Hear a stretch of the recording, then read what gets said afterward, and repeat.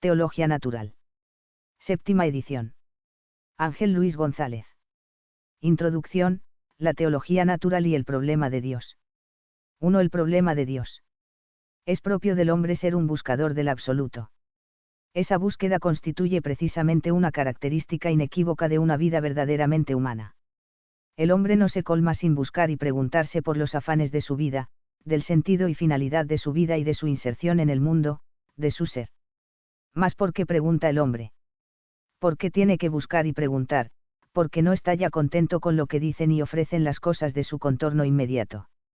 Evidentemente, porque percibe y sabe que las cosas no son portadoras de sí mismas, que no son ya su sentido por sí mismas, sino que señalan más allá de sí mismas.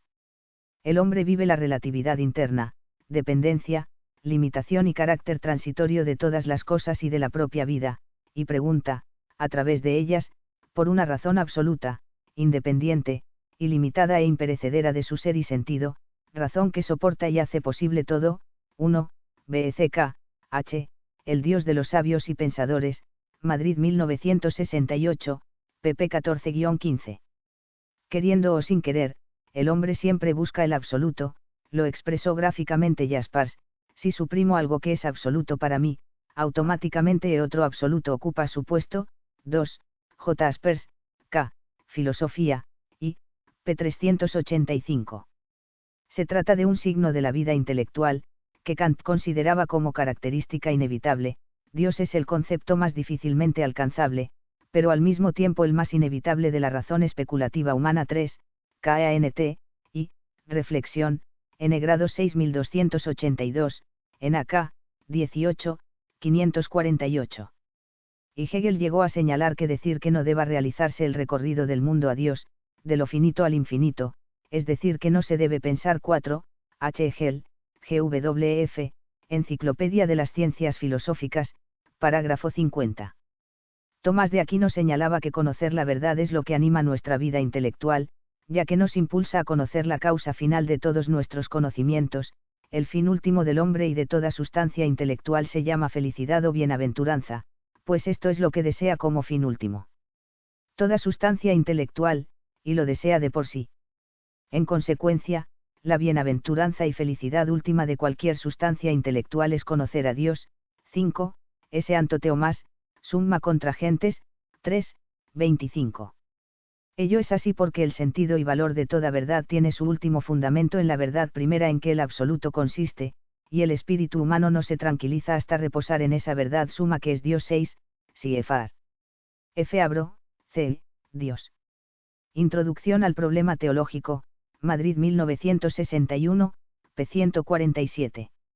Esa búsqueda de Dios únicamente se aquietará con su encuentro y posesión, a tenor de las conocidas palabras de S. Agustín: nos hiciste, Señor, para ti, y nuestro corazón está inquieto hasta que descanse en ti. 7. S. San Agustín, Confesiones, I. 1. El anterior espigueo de textos muestra la centralidad del problema de Dios para el hombre, hasta tal punto es así que ha sido señalado con justeza que afrontar la cuestión de la existencia de Dios es el problema de los problemas, o mejor, el problema esencial del hombre esencial, por el cual cualquier otro problema de la existencia adquiere la última claridad: la ética, el derecho, la economía. 8. F. Abro, C. y D. p. 157. Siefar también de Berrentano, F. La existencia de Dios, Madrid 1979, la introducción, que lleva por título, El interés teórico y práctico del problema de Dios, pp. 53-62. En la solución de ese problema el hombre compromete su vida entera, en una determinada orientación, y fundamenta su conducta. De hecho, históricamente, todos los filósofos han afrontado el problema de Dios, de un modo o de otro. No ha existido ni un solo filósofo que no haya escrito sobre Dios, incluso los que con sus principios filosóficos pretenden no dejar lugar a Dios, desplazarlo, negarlo, decir que ha muerto, borrar su mismo nombre, etc. Es una característica común a todas las doctrinas metafísicas, por muy divergentes que puedan ser, el estar de acuerdo en la necesidad de hallar la causa primera de lo que es. Llámesele materia con Demócrito, Dios, con Platón, pensamiento de su pensamiento con Aristóteles, uno con Plotino, ser con todos los filósofos cristianos, ley moral con Kant, voluntad con Schopenhauer, o bien sea la idea absoluta de Hegel, la duración creadora de Bergson u otra cualquiera de las que podrían citarse, siempre el metafísico es un hombre que anda a la búsqueda, detrás y allende toda experiencia, de un fundamento último para toda experiencia real y posible. Aun si restringimos nuestro campo de observación a la historia de la civilización occidental, es un hecho objetivo que los hombres han ambicionado tal conocimiento por más de 25 siglos y que, después de haber demostrado que no se debería buscarlo y de haberse comprometido a no buscarlo más, se han encontrado a sí mismos procurándolo de nuevo. 9. Gilson, La unidad de la experiencia filosófica, Madrid 1973, pp 347-348. No puede ser de otra manera, si el planteamiento y la solución del problema es universal, es decir, si alcanza a todas las formas en que el espíritu humano puede presentarse, es decir, si es un interrogante para todo hombre, cualquiera que sean sus características de edad, condición, inteligencia, etc. 10, para esa universalidad del problema de Dios en cada una de las formas de la conciencia o abro, c. Drama del hombre y misterio de Dios, Madrid 1977, pp 11-46, a mayor abundamiento. Deberá ser objeto de consideración por la filosofía.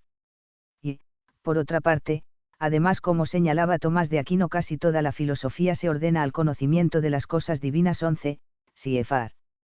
Intresent, de 24, Q. Y a 3, Sol. Y CFR. CG, y 4. De una manera u otra, el estudio de las más diversas cuestiones filosóficas tiene su cumbre en el conocimiento de Dios y en el conocimiento del carácter creatural de los entes. Dios es tema central para la filosofía, no solo históricamente, sino en sí mismo considerado, pues del conocimiento de Dios que llegue a alcanzar una filosofía depende, en gran parte, toda ella. En ocasiones, sin embargo, se alude a que el problema del absoluto tiene interés solamente histórico o cultural.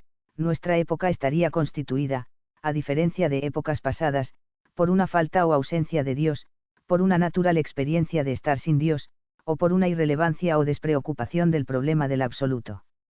Sin embargo, aunque ese análisis de la situación espiritual de nuestra época fuese cierto, o incluso ese ambiente tienda a expandirse más y más, el problema de Dios subsiste, por cuanto la pregunta por el último fundamento de las cosas, por el absoluto, jamás tendrá término mientras el hombre sea hombre. Zubiri ha señalado, con palabras plenas de fuerza expresiva, que a nadie se le oculta la gravedad suprema del problema de Dios. La posición del hombre en el universo, el sentido de su vida, de sus afanes y de su historia, se hallan internamente afectados por la actitud del hombre ante este problema. Ante él pueden tomarse actitudes no solamente positivas, sino también negativas, pero en cualquier caso el hombre viene íntimamente afectado por ellas, un saber sin el cual la vida tomada en su íntegra totalidad aparecería carente de sentido. En medio de la agitación de nuestro tiempo, puede afirmarse, sin miedo a errar, que por afirmaciones o por negaciones o por positivas abstenciones, nuestra época, queriéndolo o sin quererlo, o hasta queriendo todo lo contrario, es quizá una de las épocas que más sustancialmente viven del problema de Dios. 12, Zubiri, X, Introducción al problema de Dios, en Naturaleza, Historia, Dios, Madrid 1981, p. 343. Dios no es nunca un tema superado, es preciso afrontarlo. Decir lo contrario, o evitarlo, dejándolo discretamente de lado, es, sencillamente, sofístico. 2. Los diversos modos del conocimiento de Dios. Se ha aludido en el epígrafe anterior a la universalidad del problema del absoluto en el sentido de que es accesible a las diversas formas de la conciencia humana. El hombre puede conocer a Dios de diversos modos. En primer lugar, por las solas fuerzas de la razón, a, de modo precientífico o espontáneo, y b, de modo científico o filosófico. Por medio de una deducción espontánea, todos los hombres pueden llegar al conocimiento de Dios. Este primer grado de conocimiento, imperfecto, es suficiente en su orden. La humanidad, a lo largo de los siglos, siempre ha tenido una cierta noción de Dios. El segundo modo natural de conocer a Dios es el constituido por las elaboraciones científico-filosóficas, que no todos los hombres llegan a realizar. Se trata de un conocimiento, ciertamente válido, que llega a conocer a Dios como causa primera de los entes y lo que eso lleva consigo, es decir, una serie de perfecciones y atributos. Es claro que no se trata de un conocimiento exhaustivo, pues no se llega a conocer lo que es Dios en sí mismo. A partir de las criaturas, efectos suyos, accedemos a Dios, llegamos a conocer que Dios es y un poco de lo que es. Ciertamente, con este conocimiento se conoce del absoluto más lo que no es que lo que es, pues Dios excede infinitamente a los efectos de los que partimos para conocerle. En segundo lugar, el hombre puede conocer a Dios de modo sobrenatural, es decir, de un modo que excede las fuerzas de la razón humana. El modo sobrenatural de conocer a Dios es de dos tipos: a, por la fe, lumen fidei, y b, por visión, lumen gloriae. La fe proporciona un conocimiento de Dios mucho más alto que el que aporta la razón natural, ya que le conocemos no por sus efectos, sino por la manifestación que ha hecho de sí mismo por medio de la revelación. Y conocer a Dios por visión es conocerlo cara a cara, por experiencia, tal como es en sí mismo, visión beatífica o experiencia mística. De los cuatro modos señalados como vías de acceso al absoluto, se trata aquí del segundo de ellos, es decir, la vía de acceso a Dios a través de la filosofía, y más concretamente de la metafísica. Este camino, ha dicho Zubiri, parece el más inocuo e inocente, aunque quizás sea el más enojoso de todos, porque está llamado a no satisfacer completamente a casi nadie. 13, id. p. 244, pues los agnósticos o no creyentes considerarán que es una pretensión excesiva, y los creyentes considerarán, y con razón, que lo alcanzado es trivial en comparación con las certezas que sobre Dios proporcionan la fe y la teología sobrenatural. Ciertamente, la vía filosófica o metafísica hacia Dios es el máximo conocimiento natural o racional que del absoluto puede alcanzar el hombre, y en eso consiste su grandeza. Su miseria radica en que como Dios excede completamente a todo lo que nuestro entendimiento puede comprender, lo que podemos conocer de Dios es muy escaso. Santo Tomás señalaba a este propósito lo siguiente: si el entendimiento humano comprende la sustancia de alguna cosa, por ejemplo de una piedra, o del triángulo, nada inteligible habrá en esa cosa que exceda a la razón humana. Pero esto no ocurre en relación con Dios. Porque el entendimiento humano no puede llegar naturalmente hasta su sustancia, ya que el conocimiento en esta vida tiene su origen en los sentidos y, por tanto, lo que no cae bajo el poder de los sentidos no puede ser aprehendido por el entendimiento humano sino en cuanto es deducido de lo sensible. Pero los entes sensibles no pueden llevar a nuestro entendimiento a ver en ellos lo que es la sustancia divina, pues son efectos inadecuados al poder de la causa. Nuestro entendimiento, a partir de lo sensible, puede ser conducido al conocimiento de que Dios es, y a otras verdades semejantes propias del primer principio. 14, cg. 1, 3. Pero aunque el hombre no pueda conocer por su razón la esencia de Dios, porque excede su capacidad, debe aplicarse al conocimiento de las cosas inmortales y divinas tanto como pueda. 15, Siefar. Aristóteles, Ética a Nicómaco, X, 7, 1177 b. 32, puesto que el conocimiento imperfecto de Dios confiere al hombre una gran perfección. 16, Siefar. S. Anto Teomás, cg, y, 5, ya que su razón se perfecciona más conociendo las últimas causas, en lo que consiste la sabiduría. La metafísica, sabiduría en el orden racional, es, como decía Aristóteles, la ciencia de la verdad. 17, Siefar. Metafísica, y, 993 b. 30, y no sólo de cualquier verdad, sino sobre todo, dice Tomás de Aquino, de aquella verdad que es origen de toda verdad y que pertenece al primer principio del ser de todas las cosas. 18, Siefar. Cg. Y, 1.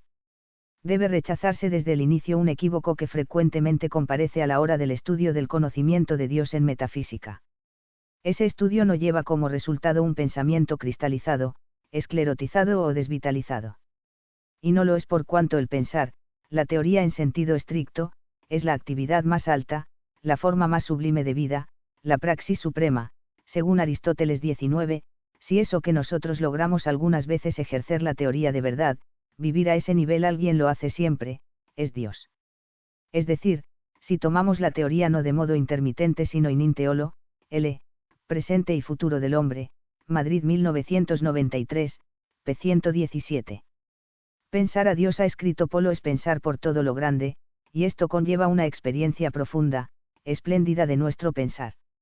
Si el pensar queda reducido a un apéndice sucedáneo, puramente pragmático, a una especie de instrumento desvitalizado, se compromete el acceso a Dios, el tema de Dios, desde el punto de vista del conocimiento, es solidario del carácter vital del conocimiento. Dios es Dios de vivos, si nuestro pensamiento piensa a Dios, es porque está vivo para Dios, si no, no lo piensa, en la medida en que nuestro pensamiento es viviente y solamente en esa medida, nuestro itinerario mental in the iam será un camino gallardamente recorrido. El conocimiento metafísico de Dios recibe el nombre de teología natural o teodicea, saber máximo que el hombre puede alcanzar mediante su razón. 3. La teología natural o teodicea. La teología natural es la parte de la metafísica que estudia a Dios. Es denominada también teodicea, de Keops, Dios, y Divk, justicia o justificación. Este nombre fue acuñado por Leibniz en 1710 con su publicación Ensayos de Teodicea sobre la bondad de Dios, la libertad del hombre y el origen del mal. Con esta obra Leibniz pretendía defender o justificar a Dios contra las objeciones de Bayle en el artículo Rorarius de su Diccionario Histórico y Crítico, demostrando que la existencia del mal en el mundo no se opone a la justicia, sabiduría y bondad divinas. El término teodicea ha pasado después a significar toda la investigación filosófica sobre Dios, y ya no solo la concerniente a esos atributos divinos. El término ha hecho fortuna, quizá en parte por temor a que la teología natural se identificara con la teología sin más, término que habitualmente se utiliza para designar la teología sobrenatural.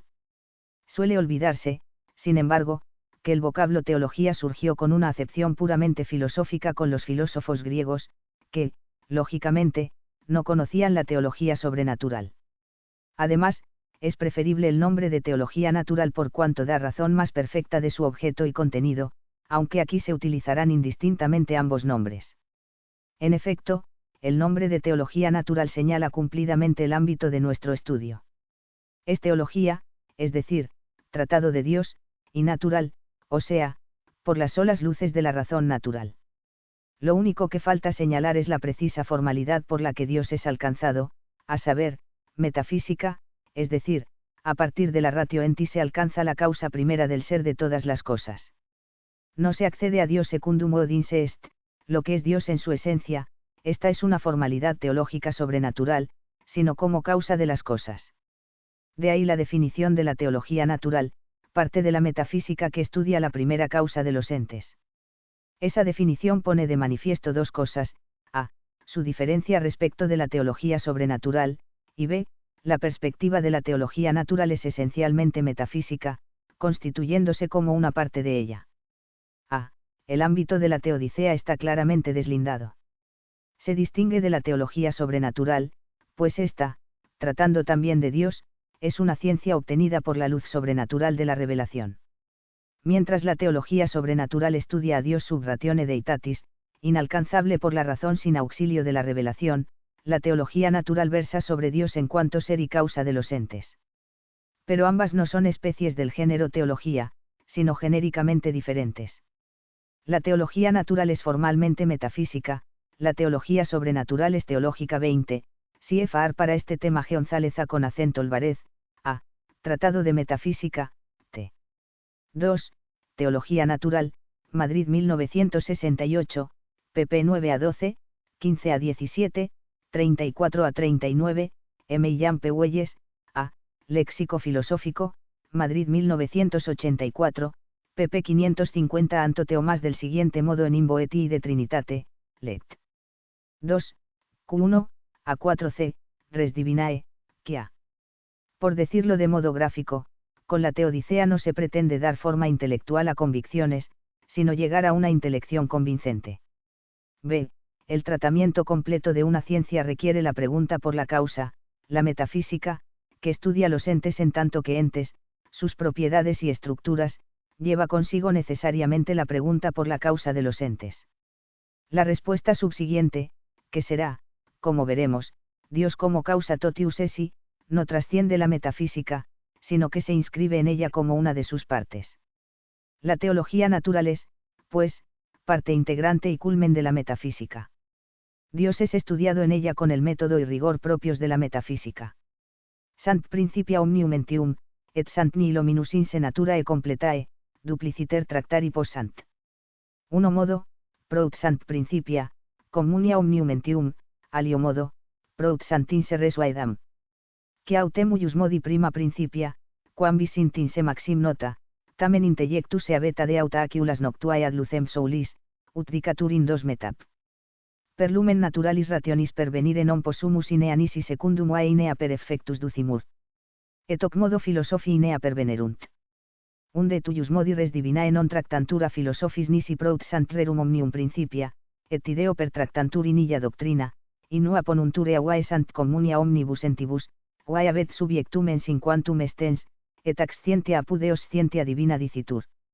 Est autem alius modus cognoscendi uius modi res, non secundum od per effectus manifestantur, sed secundum od ipsa esse ipsas manifestant.